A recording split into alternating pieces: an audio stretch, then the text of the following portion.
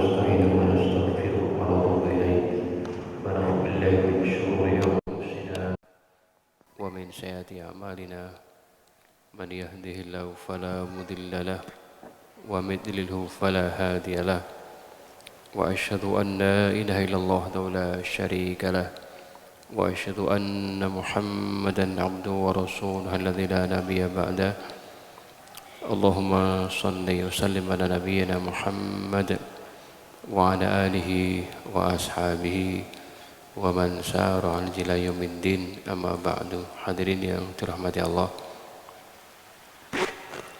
puji dan syukur kita panjatkan kehadiratnya atas nikmat yang Allah berikan pada kita di malam hari ini. Salam dan salam semoga tetap terlimpahkan pada junjungan kita, teladan kita Nabi Muhammad SAW, kepada keluarga beliau, sahabat beliau, serta orang-orang yang telah mengikuti manhaj beliau ila yaumil qiyamah. Temanya bikin kaget, yaitu menyingkap mukadimah huru-hara akhir zaman. Ini baru yang kita sampaikan, yaitu baru mukadimahnya. Nanti huru-hara itu akan dilanjutkan, yaitu setelah munculnya atau datangnya Imam Mahdi sampai pada perang Armageddon, yaitu perang Al-Malhamatul Kubra, perang besar. Setelah itulah nanti akan ada lagi muncul peristiwa-peristiwa setelahnya, itu pada jilid yang kedua.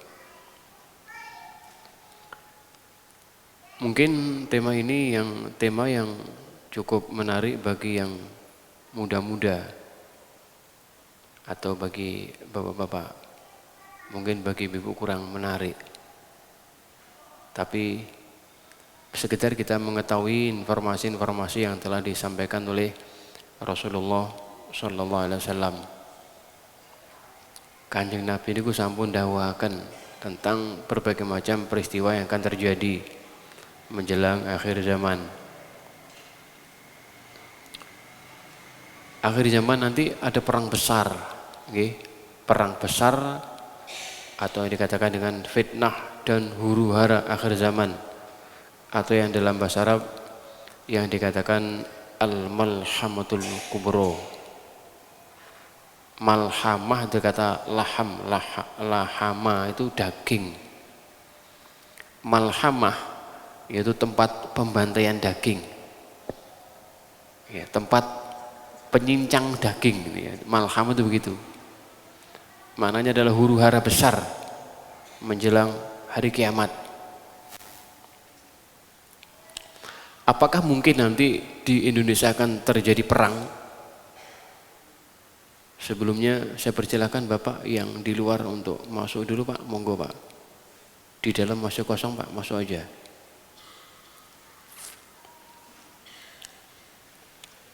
Apakah mungkin di Indonesia akan juga ikut dampak akan terjadi perang? Untuk bicara masalah itu adalah jawaban yang pertama adalah sangat mungkin. Karena kalau dilihat sejarahnya dulu negeri kita negeri yang makmur. Dijajah Belanda berapa tahun Pak? 350 tahun. Harta kita diambil.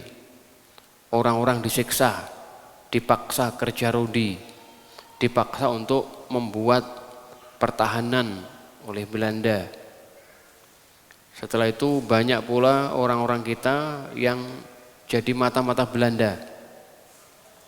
Banyak juga yaitu yang dikatakan para pejabat negara waktu itu yang pro Belanda. Banyak pula orang yang ngaku Islam juga jadi antek Belanda dulu. Ujungnya apa? Ujungnya adalah peperangan yang cukup panjang. Setelah Belanda pergi agresi Jepang, perang juga dengan Jepang.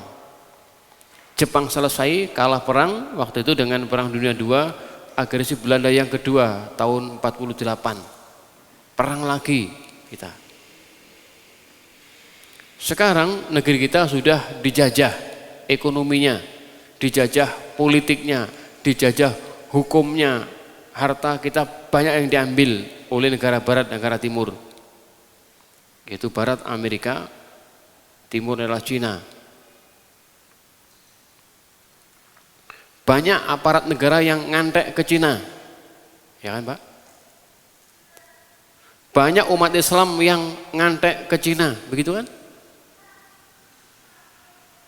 Ujungnya apa nanti? Kalau kita lihat sejarah, boleh jadi akan terjadi peperangan seperti zaman dahulu. Karena apa? Sejarah itu akan mengulang peristiwa, lembaran-lembaran akan dibuka kembali oleh sejarah. Maka itu nanti akan terjadi suatu fitnah besar. Huru-hara itu fitnah dan huru-hara perang akhir zaman, besar akhir zaman. Sebuah tinjauan dan analisa akan terjadinya perang besar menjelang hari kiamat. Saya mengamati perang itu mulai tahun 79, Bu. 79 saya masih kecil. Saya udah hampir tiap saat saya ngikutin perang di Afghanistan dengan Rusia dulu. Setelah itu kita mengamati perang di Dagestan, perang di Chechnya, perang di Afghanistan jilid kedua tahun 2001 sampai sekarang itu. Kemudian 2003 perang di Irak sampai 2010. 2011 perang kembali di Syam, di Syria, sampai sekarang belum selesai. Itu kita amati tiap saat. Ya, kalau bicara masalah perang, ya saya insya Allah rodok ngerti titik timbang jenengan. Insya Allah binillah. Fitnah akhir zaman menurut penjelasan beberapa hadis Rasulullah SAW, ini banyak sekali hadis-hadis yang telah menjelaskan akan munculnya huru-hara akhir zaman. Yang pertama adalah hadis Abu Dawud dari Umair bin Hani al-Ansi, qala sami'tu Abdullah bin Umar yaqul, aku telah mendengar Abdullah bin Umar mengatakan, kunna qu'udan inda Rasulillah fadzakara fitnata faqsara fi dzikriha hatta dzakara fitnatal ahlash. Aku duduk bersama Rasulullah, dekat Rasulullah, kata Umar. Kemudian Rasulullah telah menjelaskan tentang banyak fitnah. Sampai beliau hatta dzakara fitnatal akhlas, sampai Nabi menjelaskan tentang fitnah akhlas. Ini terjemahannya. Fitnah akhlas itu adalah seorang laki-laki bertanya, "Ya Rasulullah, apa itu fitnah akhlas?" Beliau mengatakan adanya permusuhan dan peperangan. Ada permusuhan, ada peperangan. Yang kedua kata Nabi ada yang dikatakan fitnatus sarra. Itu fitnah yang asapnya muncul dari bawah kedua kaki seorang laki-laki ahli baitku, itu orang-orang Arab. Munculnya itu dari Jazirah Arab. Ia mengaku berasal dari keturunanku padahal bukan. Gitu, Bu. Sekarang itu banyak, Bu. Orang itu bukan turunnya Nabi, enggak jelas siapa nasabnya, ngaku keturunannya Kanjeng Nabi. Kaya-kaya wong lek punya gelar Habib itu mesti keturunannya Nabi. Belum tentu. Tapi memang kita akui, Bu, kita semuanya masih keturunannya Nabi, betul ya. Kita itu masih keturunannya Nabi, yaitu Nabi Adam. Tapi untuk menentukan Habib itu keturunannya Rasulullah itu perlu penjelasan, perlu rincian. Orang bisa saja mengklaim bisa saja. Yang ketiga kata Nabi fitnatud duhaima, itu fitnah kegelapan dari kata dahma, itu artinya kegelapan ditashir menjadi duhaima. Tidak seorang pun dari umat ini kecuali akan mendapat satu tamparan di mukanya, bencana kerusakan darinya. Ketika fitnah yang terjadi anggap usai, namun fitnah tersebut justru berkelanjutan. Ini yang dikatakan dengan fitnah kegelapan, Bu, ya. Fitnah ini, fitnah dua ini, fitnah yang telah menimpa semua kaum muslimin di seluruh dunia. Jadi bukan hanya menimpa pada satu kelompok atau satu wilayah, bukan, tapi umat Islam sedunia perorangannya terkena tamparan fitnah ini. Cirinya kayak apa fitnah itu? Jadi fitnah duhaimah yaitu akan kamu temukan seorang itu pagi hari dia masih beriman, sore harinya sudah kafir kepada Allah. Sorenya dia masih beriman kepada Allah, paginya dia sudah kafir kepada Allah. Dan akan muncul nanti waktu itu adalah kelompok-kelompok orang-orang munafik, ya penuh kemunafikan dan tidak ada keimanan padanya. Jika kondisi kalian sudah begitu, maka tunggulah munculnya Dajjal pada hari itu atau keesokan harinya. Jadi fitnah Duhaim adalah fitnah yang mengawali munculnya Dajjal. Nah, ini apa kata Duhaim itu kayak apa penjelasannya itu? Fitnah Ikhlas ini penjelasan kami. Sebagian dia berpendapat bahwa ia sudah terjadi semenjak zaman para sahabat, di mana Al-Faruq Umar bin Khattab adalah merupakan dinding pembatas antara kaum muslimin dengan fitnah ini. Jadi di zaman Khalifah Umar bin Khattab itu fitnah itu betul-betul terbentengi. Tidak ada yang berani macam-macam. Begitu Khalifah Umar bin Khattab meninggal, muncul fitnah itu ketika diangkat Khalifah Utsman bin Affan. Sampai terjadi peperangan yang banyak, ya, Utsman bin Affan, kemudian Ali bin Abi Thalib, ada perang Jamal, ada perang Siffin yang terus berkelanjutan perang sampai sekarang, belum pernah berhenti sama sekali. Sabda Rasulullah ini memang benar terjadi, di mana ketika Umar baru saja meninggal dunia, hancurlah pintu tersebut dan terbukalah fitnah itu di hadapan kaum muslimin dan tidak pernah berhenti sampai sekarang. Begitu Khalifah Umar meninggal dunia, maka fitnah peperangan itu terus sampai berlanjut sampai hari ini nggak pernah selesai. Itu Umar itu orangnya sangat kuat. Bapak ngerti nggak? Khalifah Umar bin Khattab itu dia itu memang seorang khalifah, dia juga seorang pebisnis, dia juga seorang peternak yang handal. Dia jual beli, dia beternak, dia juga petani, Bu. Yaitu Khalifah Umar bin Khattab radhiyallahu an. Itu Ibu, ya, kalau dikaji sekarang penghasilannya Khalifah Umar bin Khattab itu dia punya penghasilan per bulan sekitar 23,8 miliar. Itu hasil perdagangannya Umar, Bu. 23,8 miliar per bulan dia mendapatkan penghasilan dari situ. Di negeri kita itu gaji yang tertinggi setahu saya dulu adalah di BUMN, yaitu Direktur Utama Bank Mandiri, itu gajinya 300 juta. Itu dulu terbesar, Pak, di Indonesia. Setelah itu muncul yaitu kalah dengan Direktur BPJS, gajinya 530 juta, Pak. BPJS itu, Pak, itu direkturnya, Pak, gajinya, Pak, 500 juta lebih.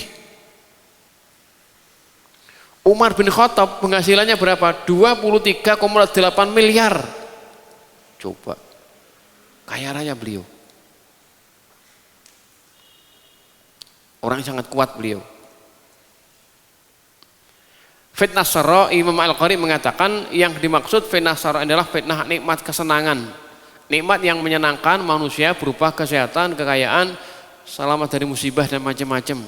Jadi ketika orang sudah Allah berikan fitnah yang dikatakan fitnah Sarra, fitnah kelonggaran, kenikmatan, itu mereka lalai dengan agama Allah. Agama Allah dihinakan, mereka diam, dicaci maki mereka diam, Al-Quran dina diem, Allah dina diem semuanya, tidak ada rasa cemburu. Karena apa? Karena sedang menikmati kenikmatan sarra, kenikmatan itu tadi. Ini fitnah yang paling bahayakan ketika kaum muslimin kena fitnatus sarra. Enggak peduli, Pak, agama ini dina, enggak peduli sudah. Ada dialog yang disampaikan oleh Dr. Fahmi Zarkasi, diunggah namanya, ya, dia bikin suatu dialog yang cukup menarik. Dia bilang dalam dialog itu, John, di kampung kita ini sudah ada toko penjual miras. Ayo kita bertindak untuk mencegah. Katanya, Pak, Anda usah. Sing penting awake iki dadi wong apik. Sebulan kemudian tokonya makin besar. Iki tokonya makin besar, yang beli makin banyak. Yuk kita berbuat. Nggak usah, biarkanlah. Ngapain ngurusin orang lain? Kita ngurusin keluarga kita sendiri aja sudah. Setahun kemudian dibuka diskotik.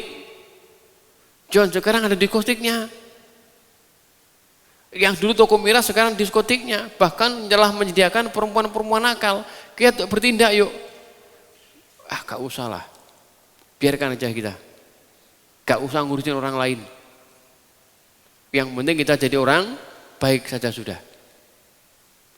Setahun kemudian Pak, itu ada pengumuman kalau masjid akan digusur. John, masjidmu akan digusur. Karena akan dijadikan gedung bangunan untuk apa? Untuk karaokean. Wah yuk sekarang kita bertindak kalau begitu, kita jangan diem, terlambat. Kita sekarang minoritas. Dulu tatkala kita mayoritas ada kemungkaran kita biarkan. Kita biarkan, ketika kita sudah minoritas semuanya hancur baru akan bergerak. Terlambat Pak. Inilah tatkala orang Islam itu diem dari amar ma'ruf nahi mungkar. Jadi cuma punya simbol, yang penting dadi wong apik, sing penting kita urusin keluarga kita sendiri. Itu adalah pendapat yang sangat keliru dan sangat bodoh itu Pak. Enggak cukup kebaikan semacam itu. Itulah akibat fitnatus syarra. Orang jadi lemah, ghirah semangatnya akan melemah, semangat juangnya melemah semuanya.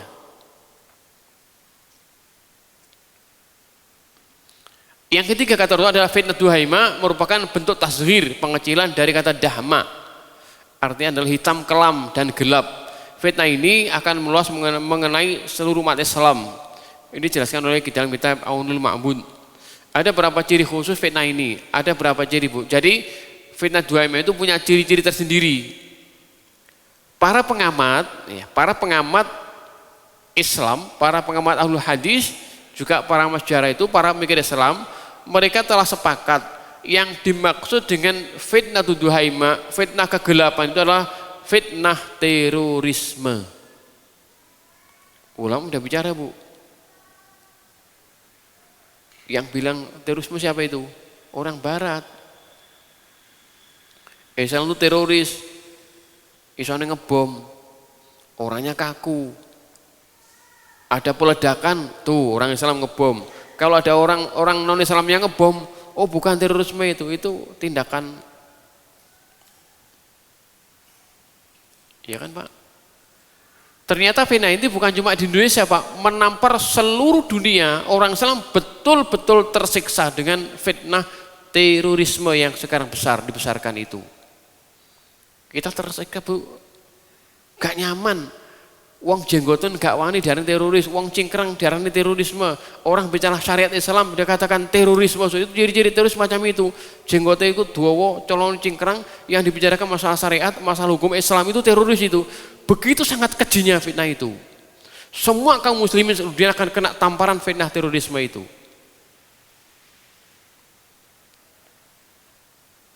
Cuma bela Al-Qur'an itu teroris itu. Sing mencela Al-Quran dibiarkan. Kemarin saya sampaikan di Alamin. Ada 3 golongan manusia itu yang bebas hukum. Ada manusia yang bebas hukum 3 golongan. Yang pertama adalah orang yang mati. Orang yang mati adalah orang yang bebas hukum. Orang lek mati dihukum tidak bisa. Gitu. Ada orang bunuh orang. Setelah dia bunuh orang, dia bunuh diri. Akhirnya mayatnya dibawa ke sidang, dibawa ke hakim. Hakim memutuskan kalau orang ini telah dihukum 20 tahun penjara. Bisa nggak Pak? Orang mati dihukum 20 penjara. Sopo kata gelem hukum. Makanya orang mati itu bebas hukum. Yang kedua adalah orang gila. Orang gila juga bebas hukum. Ada orang mukul orang, bunuh orang, tapi dia gila, hukum bebas. Karena apa? Otaknya nggak jalan.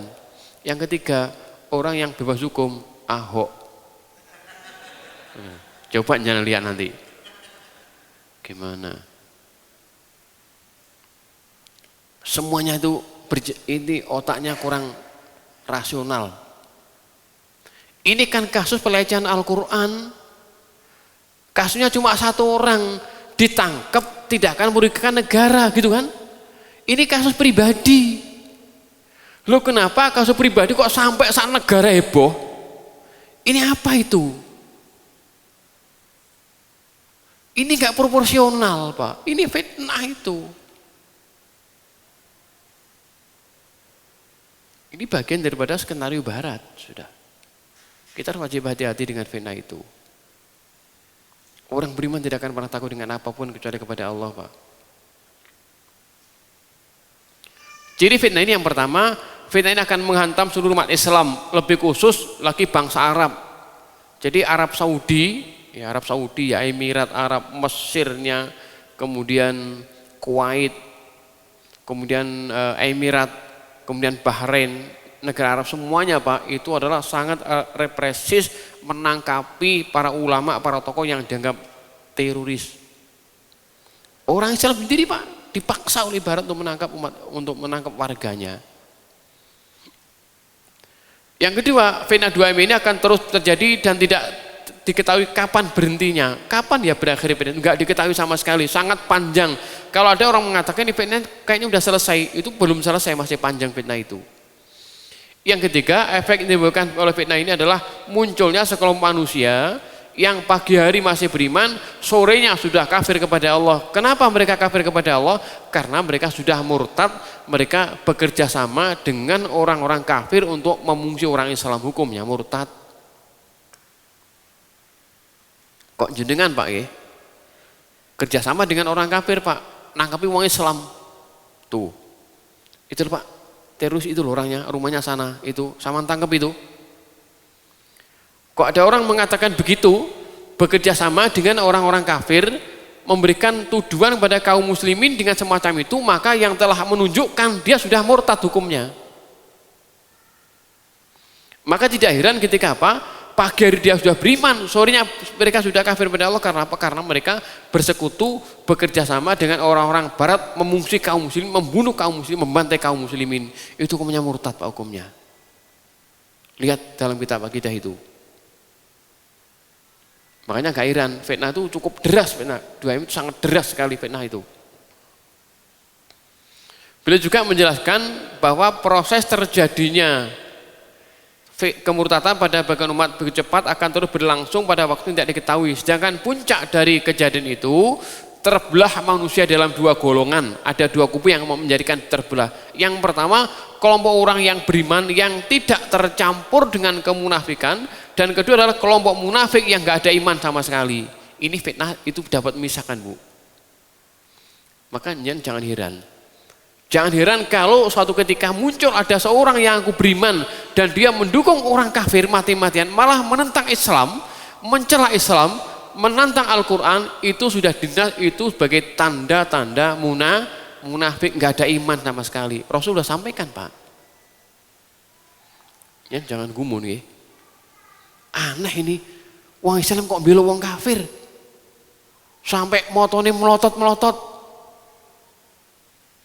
Kenapa? Karena sudah nifak, nggak ada imannya itu. Nabi sudah jelaskan. Fitnah ini nanti akan muncul, ujungnya apa? Manusia terbagi dalam dua golongan, orang beriman tidak ada nifak sama sekali, kedua adalah orang yang nifak nggak ada iman sama sekali. Itu sama-sama konteks Islamnya Pak. Wong kafir karuan kafirnya, orang Islam dibagi dalam dua kelompok itu. Makanya kalau ada orang Islam kok dukung mati-matian bela orang kafir, itu alamatun nifak, itu alamat wong munafikin. Jadi kan gak usah gumun, orang munafik memang semacam itu.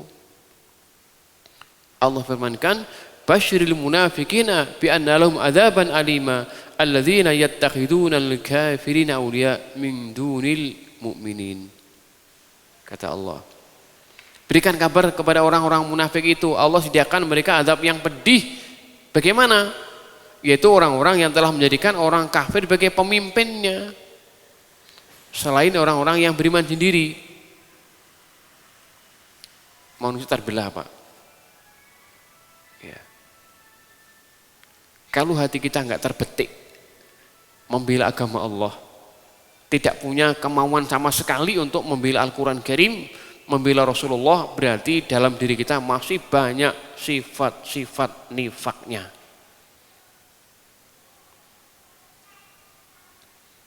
Nah itu begitu Pak. Ketika kalau bicara masalah akidah, A katakan A, hitam katakan hitam, putih katakan putih, itu akidah Islam. Fikih berbeda kalau fikih itu. Tartibul ahdas wal waqa'i al akhir zaman. urutan untuk kejadian peristiwa akhir zaman ini urutannya Bu, saya ambil dari beberapa hadis Rasulullah, ada beberapa urutan. Yang pertama adalah invasi Irak ke Kuwait tahun 90-an. Ini ada nasnya Ibu. Yaitu Irak nyerang Kuwait pada tahun berapa? Tahun 90. Yang kedua, surutnya sungai Efrat sehingga menyebabkan gunung emas. Ini terjadi sudah Bu. Yang ketiga adalah pengepungan Irak atau intervensi Barat ke Irak kedua tahun 2003. Ya 2003 itu tahun 90-an kan, setelah Irak nyerang Kuwait, negara Barat nyerang Irak waktu itu. Kemudian terjadi lagi intervensi Barat yang kedua tahun 2003, yaitu Amerika plus sekutunya datang menyerang Irak, ngebuk Irak waktu 2003. Kemudian 2011 ada pengepungan di Syam, ada perang di Syria. Kemudian pada yang kelima itu munculnya Ashabur Rayatis Sud, yaitu pasukan Panjitam dari Khorasan menuju Syam. Khorasan wilayah Afghanistan Pak. Jadi ada muncul pasukan-pasukan yang membawa bendera hitam itu datang dari Afgan, itu berbondong-bondong datang ke Syam, ke Syria, ikut perang bersama kaum muslimin. Itu adalah pasukan Taliban, pasukan Al-Qaeda. Banyak Pak di Syria Pak yang datang Pak. Yang keenam, datangnya bendera Barat, Rayatul Gharb, untuk menggempur Afgan. Ini sudah terjadi. Jadi Afghanistan dikeroyok berapa puluh negara Pak, Afghanistan itu Pak. Amerika itu di mana-mana perang tidak berani. Wani yang ngejak konco. Nanti kalau sudah begitu, dia akan nyurung temennya. Dia cuma ngomando saja. Nanti dia yang ngambil hasil buminya. Kemudian berikutnya adalah permulaan perang dunia ketiga di Syam. Ini sudah muncul sekarang. Kematian Khalifah Saudi Arabia sudah terjadi. Itu kira Raja Abdullah kemarin itu. Dan yang kesembilan, tanda-tanda di bulan Ramadan. Ini kita tunggu ini. Ramadan depan kayak apa tanda-tandanya itu. Huru-hara kekacauan dan malapetaka di bulan Syawal. Munculnya Imam Mahdi di bulan Muharram. Kemudian 12 pasukan yang ditenggelamkan ke bumi dan populernya Imam Mahdi. Nanti Pak, nanti saya jelaskan, itu ada pasukan yang akan menyerbu ke Madinah mengejar Imam Mahdi, oleh Allah ditenggelamkan antara Mekah dan Madinah. Buminya terbelah Pak, pasukannya ambles kabeh, dimasukkan bumi oleh Allah. Kayaknya nggak lama lagi kita ini bersyukur Pak, kita ini menikmati, kita hidup pada fase-fase yang banyak kita ikutin. Dulu kita Bu, kalau kita masih ingat, mungkin ibu-ibu masih ingat, kalau kita nyetel tip itu pakai piringan apa gramapun namanya yang munyer. Ya itu jenengan pernah, saya juga pernah tahu itu Bu, pernah mendengarkan saya. Setelah itu ganti kaset pita, ganti nggih. Kita udah pernah menikmatinya. Setelah pita ganti CD. Nyetel film sembarang kaset CD, berganti sekarang pakai flash disk sama memori yang sama tadi loh, memori ini. Kita sudah menikmati semuanya. Berarti apa? Kita sudah menikmati masa zaman yang panjang.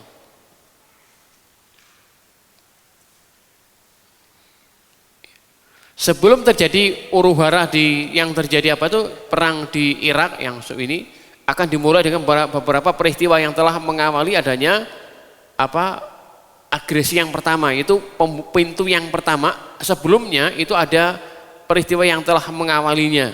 Yang pertama adalah mudah menyalahkan orang lain, yang akan muncul di kalangan umat Islam. Wong Islam, pada Islam saling mudah menyalahkan sama lain. Rasulullah bersabda, jika ada seorang berkata orang banyak sekarang ini sudah rusak, maka orang yang berkata itu sendirilah yang paling rusak di antara mereka.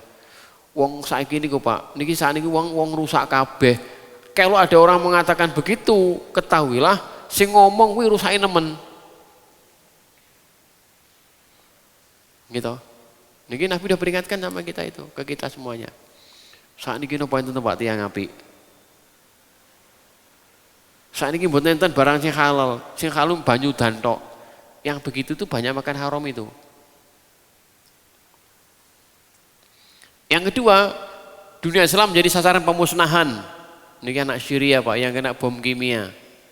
Ribuan, 1.700 seketika mati kena asapnya bom kimia yang telah diledakkan, ditembakkan oleh pasukan Syiah Rafidhah di Syam, di Syria. Ini belum saya tampilkan gambarnya orang-orang muslim di Rohingya yang dicincang, dicacah tubuhnya Pak. Cuma kalau saya sampaikan jenengan enggak tegon delok. Mak ini tak tampilkan yang itu aja. Sing ketok koyo bocah turu, padahal itu mati semuanya itu. Itu jenazah itu Bu. Itu para syuhada Islam yang masih kecil. Di Afgan dibantai.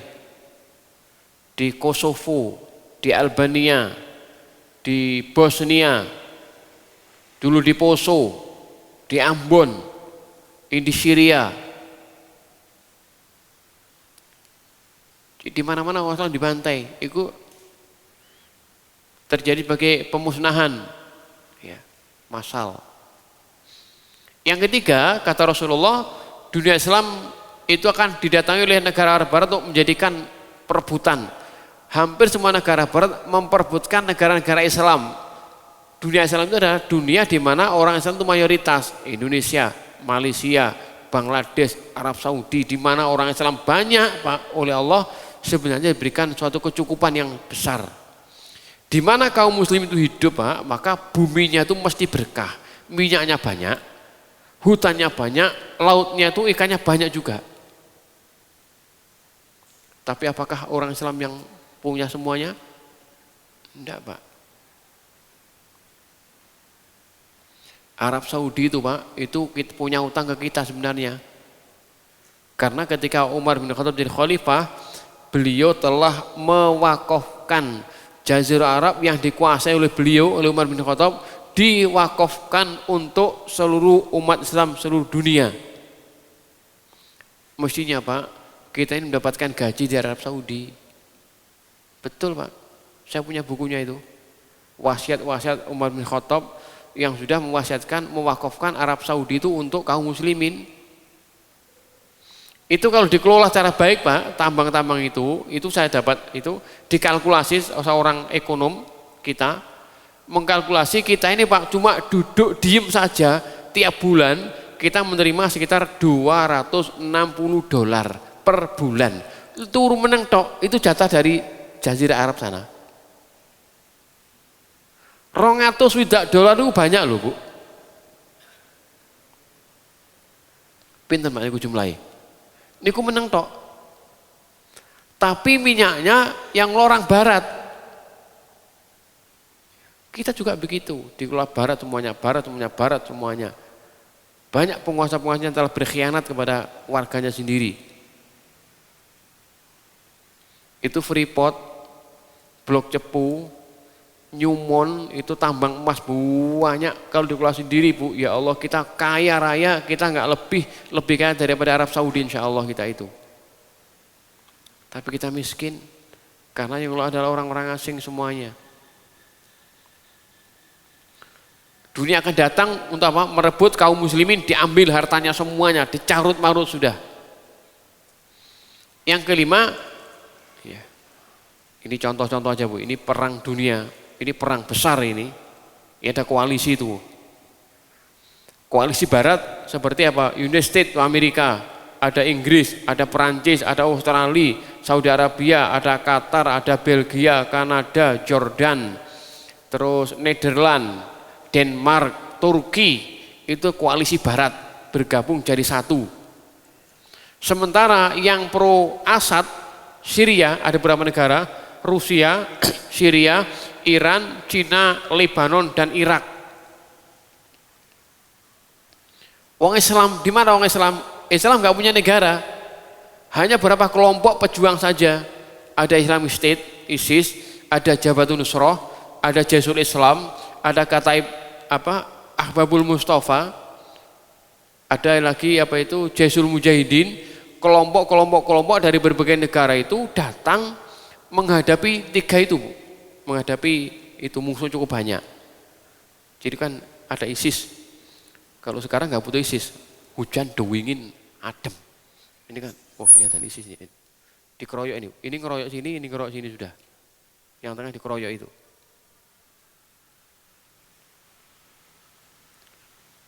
Kalahkah itu orang Islam? Insya Allah, selama kita berjihad, Allah pasti berikan pertolongan. Tidak mungkin kita dikalahkan oleh siapapun. Bukan kita dukung ISIS, bukan. ISIS ditakut-takutin, itu tipuan. ISIS yang di sana kok kita gemborkan di sini. Padahal komunis sudah besar di sini kok nggak bicara komunis kamu itu. ISIS itu di Irak, di Syria jauh sudah. Itu untuk apa? Untuk mengalihkan isu supaya komunisnya semakin besar, Syiahnya makin besar, kita nggak tahu. Kita suwibo dengan ISIS dan ISIS saja sudah. Nggak ngefek Pak, ISIS di sini nggak ngefek. Komunis yang sudah di depan mata kita semuanya, di samping kita, hidup bersama kita, sekarang didukung oleh kekuatan besar dunia yang tidak mustahil akan merebut kekuasaan, dijadikan negara komunis, atau mungkin kita dijadikan sebagai cabang negeri komunis. Tidak rela dong. Daripada komunis, nyawa kita serahkan sama Allah. Sudah, ya Allah ambil nyawa saya, jihad, perang umat Islam. Mboten penak nggih Bu perang nggih. Perangnya nggak penak. Pisah sama keluarga. Tapi apa kata, kalau Allah berkehendak, mau apa kita? Insya Allah negeri kita aman kok, insya Allah. Kalau pemerintahnya baik, bisa jujur, bisa adil, insya Allah aman. Tapi kalau nggak baik, nggak jujur, ya nggak tahu lah, Allah yang maha mengetahui apa yang terjadi nanti. Ini jadi negara Islam jadi dikepung semuanya. Indonesia jadi rebutan, Malaysia jadi rebutan sudah, Bangladesh jadi rebutan. Di apa itu Afrika, negara Islam seperti Somalia, kemudian di apa itu di Chad, Libya jadi rebutan semuanya, karena seluruh negeri kaum muslim itu kaya dengan minyak, kaya dengan tambang, semuanya kaya. Uang Islam itu suge-suge sebenarnya. Tapi karena sistem yang salah, kebalik jadi orang-orang yang miskin. Yang keempat yang muncul adalah ilmu agama akan berangsur-angsur hilang. Ini peristiwa yang akan mengawali sebelum terjadinya pintunya terbuka, pintu Malhamah Kubra sebelum terbuka. Ini peristiwa banyak, ada beberapa peristiwa yang telah mengawalinya, termasuk adalah ilmu agama akan berangsur-angsur hilang. Orang tidak menyembah Allah, nyembah kebo. Itu gambar ini. Itu Mbah Slamet. Kiai Slamet itu pun loh, Kiai Slamet itu gambar itu. Iku kalungan kembang nyembah mencium. Ya Allah. Bahkan ada yang rebutan kotorane Kiai Slamet jadi rebutan, Pak. Telitong sapi jadi rebutan, mencari tabaruk, mencari berkah. Agama sudah semakin hilang. Yang kelima, umat Islam ikut jejak langkah Yahudi dan Nasrani. Ini kata Rasulullah. Rasulullah bersabda, kamu akan ikutin jejak langkah umat sebelum kamu, sejengkal demi sejengkal, sehasta demi sehasta, sehingga ketika kalau mereka masuk ke lubang biaya pun kamu akan ikutin mereka. Saya bertanya, ya Rasulullah, apakah Yahudi Nasrani yang Tuhan maksudkan? Nabi katakan, siapa lagi? Iya, kamu akan ikutin jejaknya orang-orang Yahudi dan Nasrani, termasuk menggunakan sistem demokrasi. Ini demokrasi. Itu sistem barat, Pak. Kita makan mentah-mentah semuanya sudah. Seolah-olah demokrasi merupakan sistem yang terbaik. Padahal sistem yang penuh dengan kecurangan dan kecurangan itu. Yang keenam, muncul golongan orang anti hadis, yaitu ingkaru sunnah.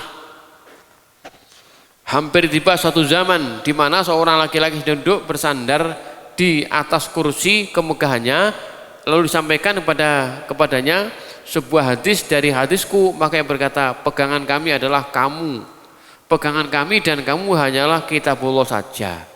Apa ini halalkan oleh Al-Quran, kami halalkan, apa ini haram, kami haramkan. Jadi ini namanya ingkaru sunnah, mau menerima Al-Quran tapi tidak mau menerima hadis Nabi. Nanti akan muncul ingkar sunnah. Dulu sudah banyak Pak negeri kita itu Pak. Ada buku namanya Tauhid dan Logika, itu banyak bukunya. Silsilah itu penulisnya itu Nazwar Samsu. Pinter Pak orangnya Pak. Cuma dia adalah orang ingkar sunnah dia. Orang Sumatera. Saya sempat punya 4 bukunya dulu. Tauhid dan Logika judulnya. Itu udah ada 8 jilid, 8 judul. Saya punya 4. Akan muncul orang-orang ingkar sunnah. Muncul begitu juga. Akan muncul wong sing senengane ndonga bareng-bareng. Agama sembarang ndonga bareng-bareng, ndak boleh hukumnya. Ndonga ki dhewe-dhewe. Kayak sing putih, kopian putih. Dah macam-macam itu. Yang berikutnya adalah terkena penyakit umat terdahulu. Sombong, mewah, mengumpulkan harta sebanyak mungkin, tipu menipu dan berebut harta benda duniawi, saling marahi, dengki mendengki. Dan juga akan terkena penyakit apa? Memunculnya atau menyebarnya praktek riswah, itu napa niku suap menyuap. Temriki wonten mboten Bu suap menyuap? Di Indonesia banyak suap, enten nggih? Enggak ada ini Pak. Waktu saya masih di Arab Saudi dulu ya, saya kan pernah parkir mobil itu keliru. Begitu salah ada polisi, ditunggu Bu saya. Ditunggu betul keluar, ini mobil kamu, iya. Mana istimarohnya? STNK mana? Ini kenapa? Kamu tahu nggak tuh tanda? Ya udah ditilang sudah. Dilihat izin apa? KTP saya, KTP sementara, lihat, udah dikasih tilangan, tak bayar, enggak mau Bu. Udah kita bayar sekarang, enggak. Berarti nanti bayarnya tuh di kepolisian langsung, di kantor kepolisian, lalu lintas. Dibayar kontan, enggak mau, enggak ada yang mau memang. Akhirnya tak pikir lupa, setahun, 2 tahun, hampir 3 tahun, enggak saya bayar. Nah ini lupa ini Arab. Ternyata begitu saya mau pulang, mau exit itu Bu, enggak boleh. Mau exit itu paspor saya, exit nggak bisa keluar. Katanya apa? Dari imigrasi. Kau selesaikan urusan kamu dengan kepolisian sana dulu.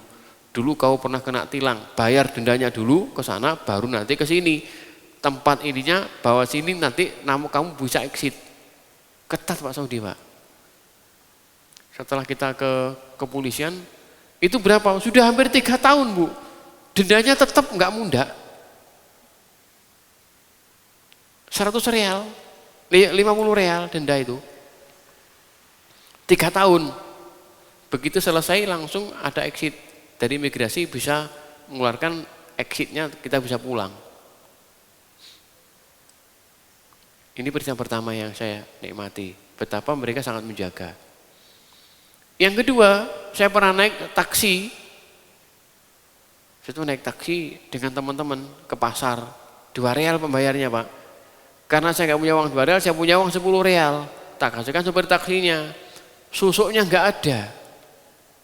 Udah nggak usah, biarin, saya biarin. Udah nggak apa-apa, saya ikhlas kok. Udah saya biarkan. 10 nggak apa-apa, ikhlas saya. Enggak begitu. Bu, jarak 6 bulan ketemu dengan supir taksi tadi saya kembali. Dikembalikan uangnya Bu. Dia mengatakan apa? Aku tiap lewat gang sini, aku berhenti. Tak lihat barangkali kamu lewat.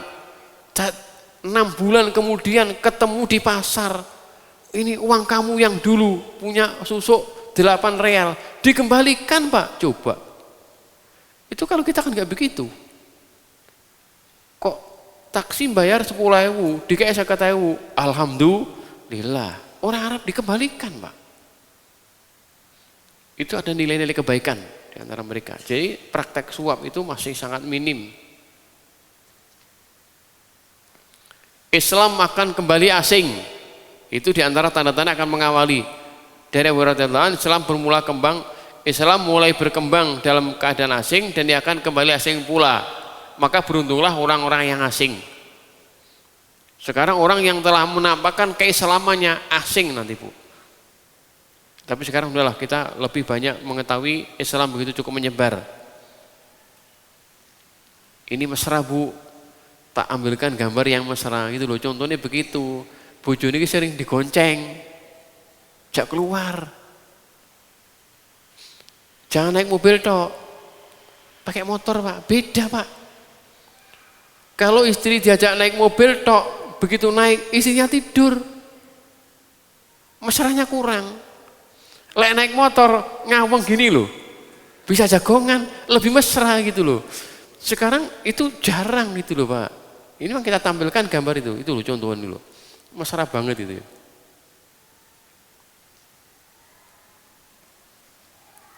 Di keluarganya dijaga. Orang baik berkurang, orang jahat bertambah. Ini artinya ada ini. Jadi antara bentuk akan munculnya munculnya hura itu nanti kan orang-orang baik berkurang, orang jahat luar biasa banyaknya. Aku mendengar Rasulullah bersabda, tidak akan terjadi hari kiamat sehingga seorang anak menjadi sebab kemarahan bagi ibu bapaknya. Hujan akan menjadi panas, hujan akan berkurang dan cuaca akan menjadi semakin panas. Akan bertambah banyak orang-orang yang tercela dan akan berkurang orang-orang yang baik. Anak-anak menjadi berani melawan para orang tua, serta orang yang jahat berani melawan orang yang baik. Sekarang sudah jadi kenyataan itu. Gitu. Anak wani karo wong tua banyak. Usiren Bu, anak sama wani karo sampean. Iya Pak, gitu caranya. Anak saya 8 Bu. 8 anakku. Anak yang SMA itu ketika SMP Bu, anak pertama sering berulah. Dikandani rada angel. Sampai suatu ketika saya panggil, "Nak, Abi bermaksud baik sama kamu, tak didik biar kamu jadi orang baik. Lek kamu nggak ngikut aturannya Abi, tak arahkan nggak mau, tak didik nggak mau, kau kemauan kamu sendiri sakarepmu terserah.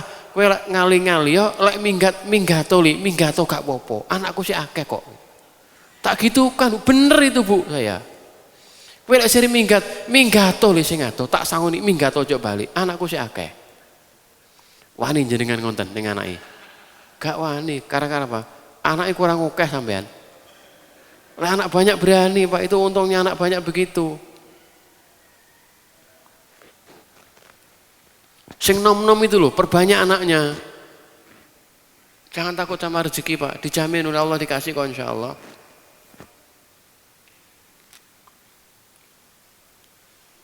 Anak sedikit tuh, wong tua tersiksa Bu.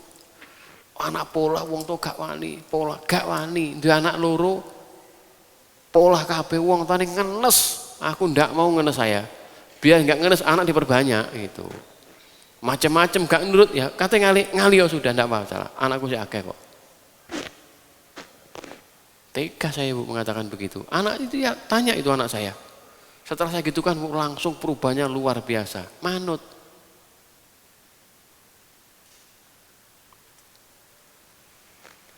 Orang kuat beragama seperti megang bara api. Ini kata Rasulullah, bahwasanya orang-orang yang beragama itu, kata Rasulullah, seperti apa?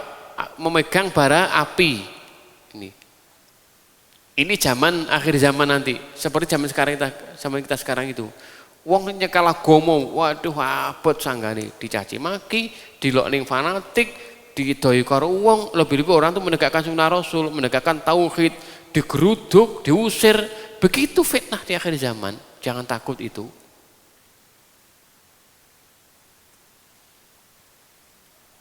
Orang bodoh jadi pemimpin. Ada hadisnya ini. Hadis Ibnu Majah. Dari Rasulullah bersabda, akan datang kepada kamu manusia tahun-tahun yang penuh tipuan. Pada waktu itu si pendusta dikatakan benar, orang yang benar dikatakan pendusta. Pengkhianat akan disuruh memegang amanah, dan orang-orang yang amanah dikatakan pengkhianat, dan orang-orang berkesempatan berbicara hanyalah golongan ruwaibidah. Sampai bertanya, apakah ruwaibidah ya Rasulullah? Nabi katakan itu orang kerdil, orang bodoh, hina, tidak mengerti bagaimana mengurus orang banyak. Itu orang bodoh jadi pemimpin. Urusan wong akeh ora ngerti, mimpin wong akeh buyar. Itu ruwaibidah namanya. Kalau bahasa kita idiot. Wong idiot jadi pemimpin. Mek cengar-cengir tok isone.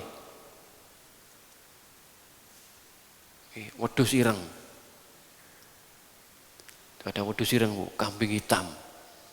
Kabeh apa Usama disalahkan. Dia itu orang baik, dia itu betul, Bu. Orang dermawan dia. Ibu tahu berapa saudaranya dia, Bu? Dia itu adalah anak ke-17 dari 54 bersaudara. Nonton semerap teman. Jangan ngerti ini Ahmad Dhani karo Ariel, Peter Pan piro. Jangan ini kenal lah. Itu anak ke-17 dari 54 bersaudara. Dulure niki kabeh 54, niki nomor 17 wong kuwi.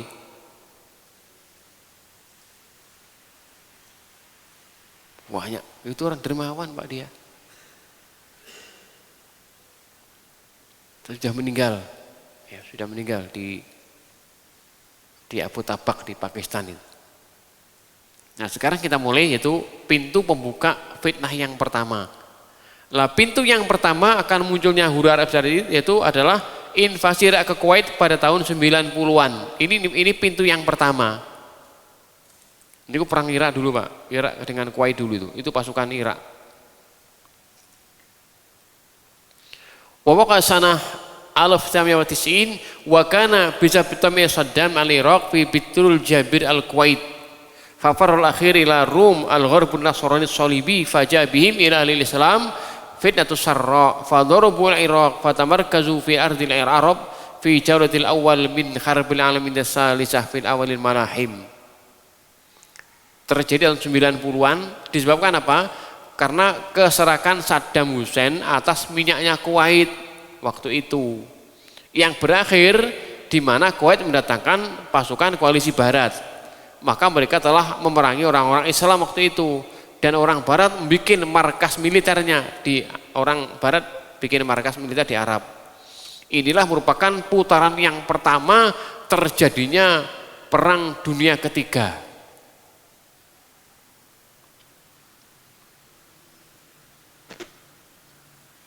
Masih ingat nggih perang Kuwait kemarin Bu ya? Puluhan. Itu banyak peristiwa-peristiwa yang lain yang mengawali peristiwa ini, Pak. Yang bersamaan. Ini sekilas tentang Kuwait. Saya jelaskan Kuwait itu apa itu. Kuwait negeri kecil di wilayah Teluk dengan penduduk waktu itu sekitar 350.000 penduduknya Kuwait. Kecil.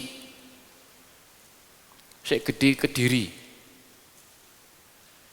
Banyak Kediri penduduknya itu. Kaya minyak. Dulunya itu adalah wilayah Irak, masih termasuk wilayah Kufah dulunya itu. Dipimpin oleh Amir Jabir al-Sabah dengan sistem keamiran. Kehidupan mewah dengan kekayaan yang menjadikan bagian besar penduduk lupa diri dan menghabiskan waktu hidupnya untuk bersenang-senang, seperti berjudi, mabuk, ganti-ganti pasangan. Di samping juga banyak ulama yang amilin. Itu Kuwait begitu Bu, yaitu negara Arab yang paling rusak waktu adalah Kuwait waktu itu. Karena apa? Kaya bingung gua duit orang Kuwait. Jadi anak yang lahir hari ini sama orang yang mati hari ini itu dapat gaji 1.000 dinar per bulan. Bayi lahir Bu oleh bayaran 1.000 dinar saulan. 1 dinar itu sekitar 12 real. 12 dolar. Tidak salah. Berapa Pak? Besar Pak dinar itu Pak. Itu 1 dinar itu kira-kira sekitar 50.000 lah paling.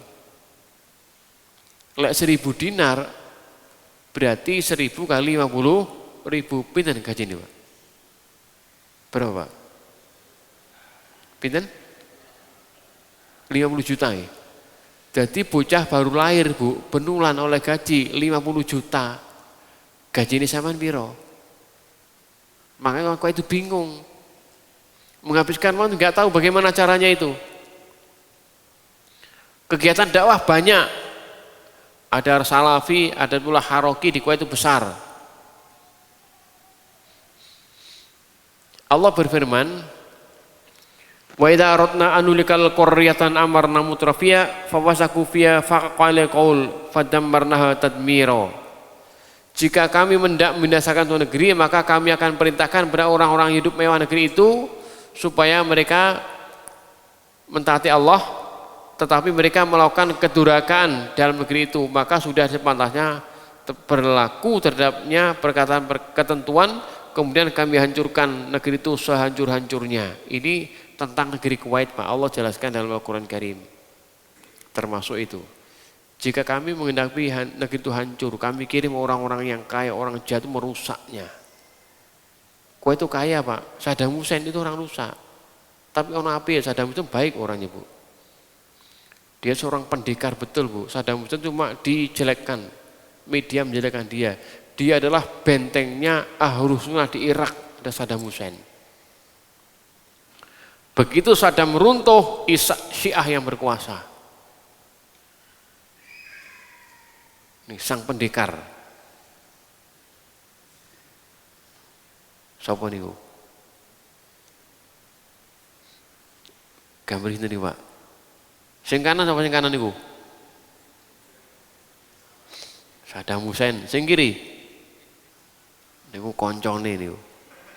Koncone Saddam itu.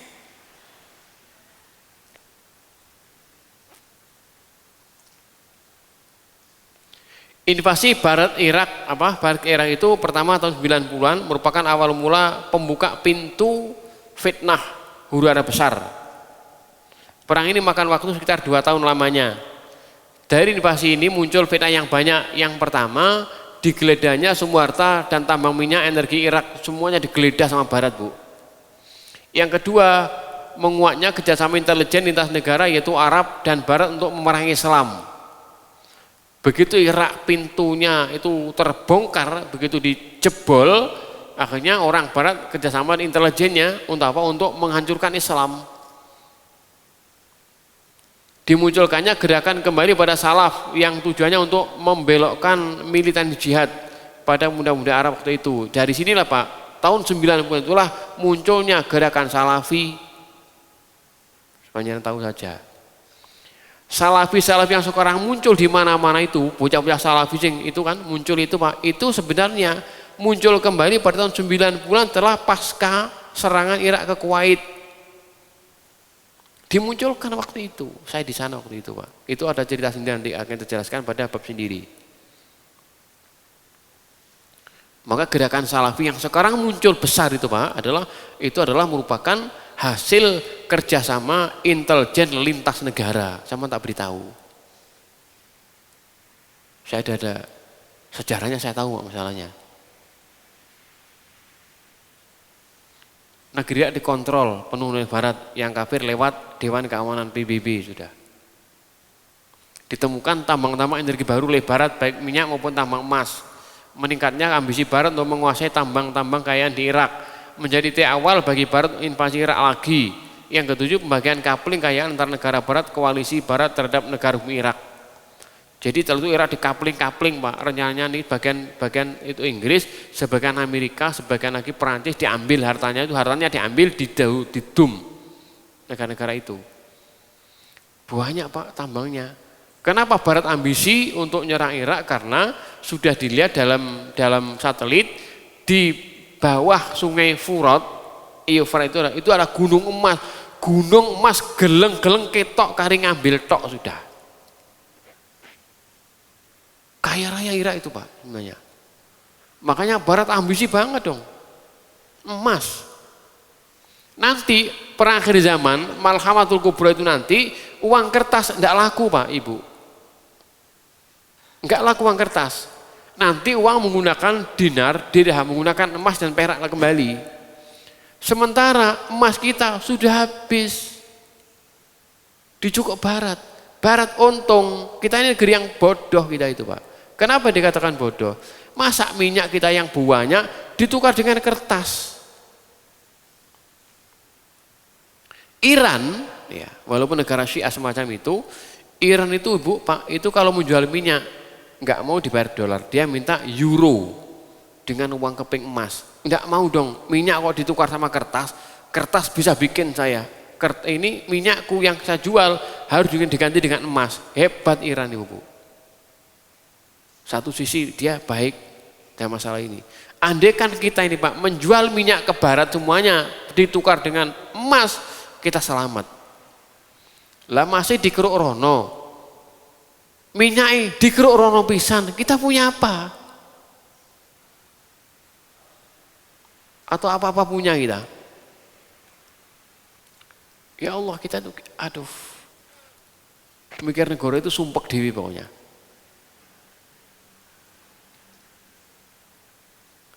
Jadi pengumuman Irak atau invasi barat ke Irak itu yang kedua pada tahun 2003.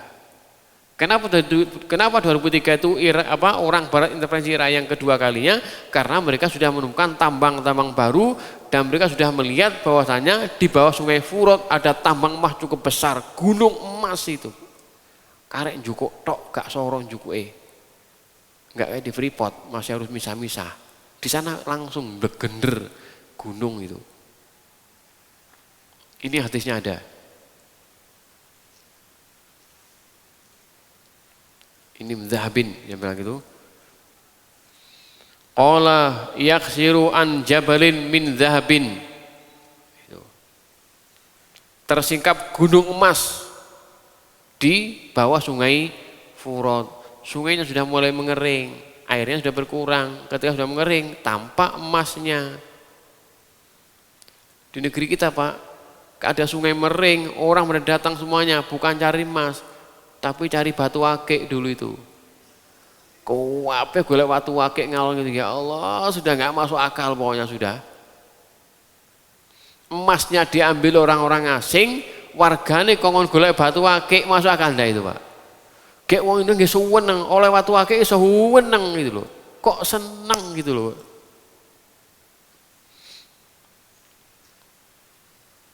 Batu akik selesai disibukkan dengan burung.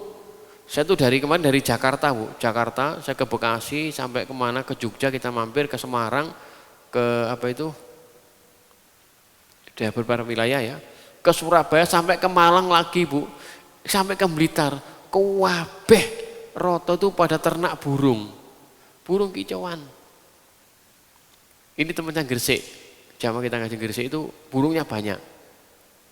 Diunggah di internet jual burung, ditawarkan tuh burungnya apa? 1.800.000 Pak, ditarik internet Pak, gak ono sing nawar. Akhirnya kurungannya diganti, ditawarkan 10 juta, malah laku 8 juta. Coba burungnya Bu, saya tanya ada yang laku berapa? 60 juta. Burung itu loh, burung kecil tuh 60 juta beli, masuk akal enggak itu? Ya Allah, orang-orang Iran Pak, pemuda Iran sekarang telah mengembangkan teknologi drone. Jadi orang Iran mampu menciptakan pesawat sebesar lalat. Pesawat itu sak laler Pak, kapal drone, pesawat mata-mata. Dibuat Pak, sekarang Iran sudah bikin pesawat mata-mata yang besarnya cuma sebesar, ditaruh dari sini, seperti lalat kok pesawatnya itu. Bisa terbang, bisa mata-matai di berbagai wilayah. Pemuda kita malah suwibok ngingu manuk, lomba kicauan manuk, tidak masuk akal pemuda kita itu Pak. Ini fenomena apa semacam itu?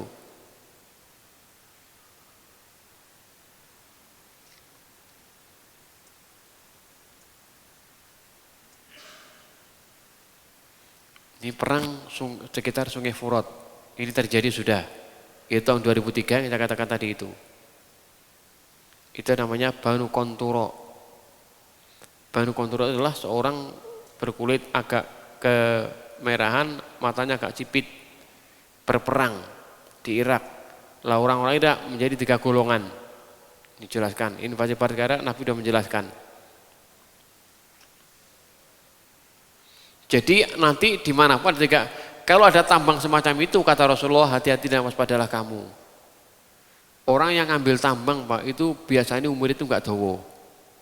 Karena apa? Karena berebutan antar preman, bunuh-bunuhan sudah. Ada tambang yang satu selamat, yang 99 itu mati. Sekarang tambang pasir di pantai selatan, rebutan Pak, kapling-kaplingan antar penguasa karo preman, podo preman ini gayelut, karo warga gayelut sudah. Rebutan apa? Pasir emas. Udah nggak usah ikut yang macam itu.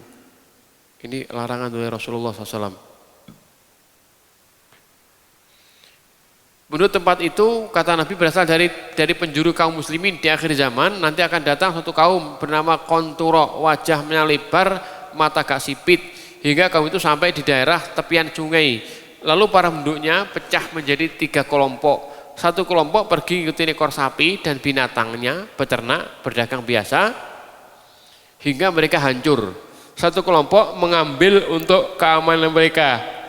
Mereka telah bergabung dengan penjajah. Mereka juga akan binasa. Yang ketiga adalah orang-orang yang berperang, berjihad melawan para penjajah. Itulah orang-orang yang dipilih sebagai syuhada oleh Allah. Ini hadis rawahu Abu Dawud. Jadi ketika ada intervensi macam itu, Bu, mesti ada 3 golongan manusia. Golongan pertama, golongan yang ngeblok dengan penjajah itu karena mereka ingin cari aman. Golongan yang kedua adalah golongan yang mereka mencari kehidupan sendiri-sendiri aja, terus gak usah ngurusiku, sing penting nyambut gawe, dodol, golek duit, golek senampangan. Itu Allah akan binasakan semuanya. Dan ketiga adalah golongan yang berjuang berperang melawan para penjajah. Itu Allah selamatkan dan mereka adalah para syuhada Allah. Enak jadi syuhada apa enak jadi mana, Pak? Jadi syuhada, Pak.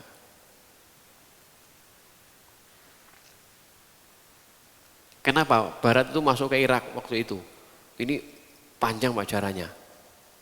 Faktor politik ya, menancapkan hegemoninya dalam kekuasaan hingga tunduk dan patuh pada kemauan Barat. Itu kemauan Barat semacam itu. Menancapkan hegemoni kekuasaan supaya apa? Supaya negara itu tunduk sama negara Barat.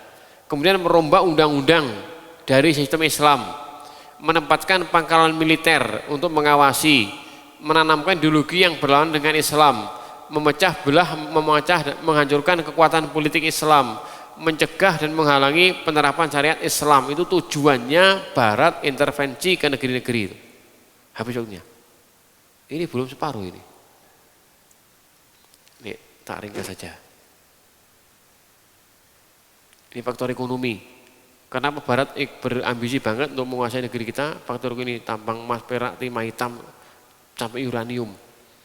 Ada ladang minyak bumi, ada gas alam. Ini analisa politik setelah apa itu agresi Barat. Amerika menumbangkan rezim yang didominasi oleh Sunni dalam hitungan pekan. Saat itu moral pasukan Barat tinggi karena yakin dapat disambut rakyat Irak, tapi kenyataan berbeda dengan harapan. Kaum Syiah yang minoritas di masa Saddam Hussein bergabung membentuk persekutuan dengan koalisi Barat menyerang Sunni dan merebut kekuasaan.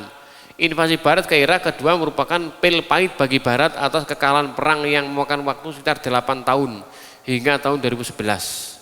Yang mana Amerika bersusumbar akan menyelesaikan perangnya dalam kurun 2 bulan. Barat bisa mengondongkan Saddam Hussein dari kekuasaan tapi tak mampu menghentikan perlawanan rakyat Sunni Irak dan semakin menguat jihad internasional. Jadi waktu perang Irak ke 2000 tahun 2003 kemarin, Bu, ya kemarin itu Amerika sumbar. Dalam kurun waktu 3 bulan Irak dikuasai total, Pak. Ternyata meleset semuanya. Saddam bisa ditumbangkan tapi perlawanan nggak bisa dikalahkan. Ternyata pada tahun 2011 setelah perang 8 tahun lamanya Amerika keok, Pak, di Irak. 2011 Pak, tidak ada satupun pasukan Amerika yang tinggal di Irak atau hancur berantakan, Pak. Irak itu negeri yang cukup sulit dan cukup kuat dalam peperangannya itu. Karena apa? Banyak gerilyawan dari berbagai negara. Amerika dengan suku itu punya kalah, Pak. 8 tahun.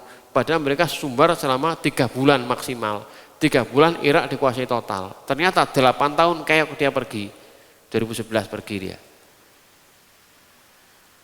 Jadi masih banyak sebenarnya, Pak, ya. Ini huru-haranya ini pas fase perang sipil. Siapa itu Al-Qaeda ini dia jelaskan di sini.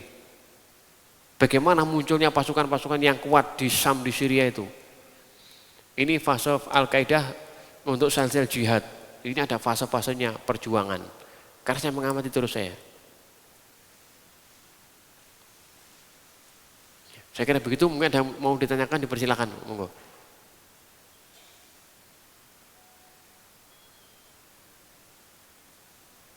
Nilai canom matuk, wong tua, ya kurang pas. mantuk-mantuk. Tapi sekedar kita tahu Bu nggih. Kita mengetahui oh ternyata Nabi sudah menjelaskan. Akhir zaman sudah menjelaskan semuanya. Yang mau tanya Bapak Ibu monggo silakan mau tanya. Silakan.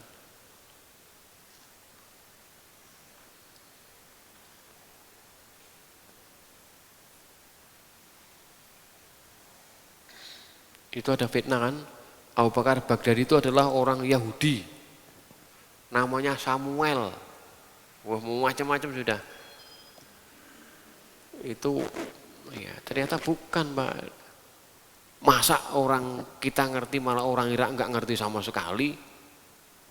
Itu namanya Pak. Abu Bakar Baghdadi namanya Pak Ibrahim bin Awad bin Muhammad Ibrahim Al-Badri As-Samrani Al-Husaini Al-Quraisy Al-Baghdadi. Lahir pada tahun 71 di kota Samura. Tamat SMA 91 tamat SMA. Sik tuwek aku sian. Lanjutkan Fakultas Syariah di Baghdad, jurusan Ummul Quran. Melanjutkan mendapatkan gelar magister di perguruan tinggi yang sama. Melanjutkan hingga mendapatkan doktor pada tahun 2002. Pada tahun 2003 menikah. Sekarang menjadi orang yang terkenal di dunia. Menjadi orang buron nomor 1 di dunia. Itu namanya siapa? Namanya adalah Ibrahim. Tapi orang yang nggak tahu itu namanya Samuel, orang Yahudi yang pura-pura masuknya. Nggak begitulah, yang jujurlah dalam sejarah.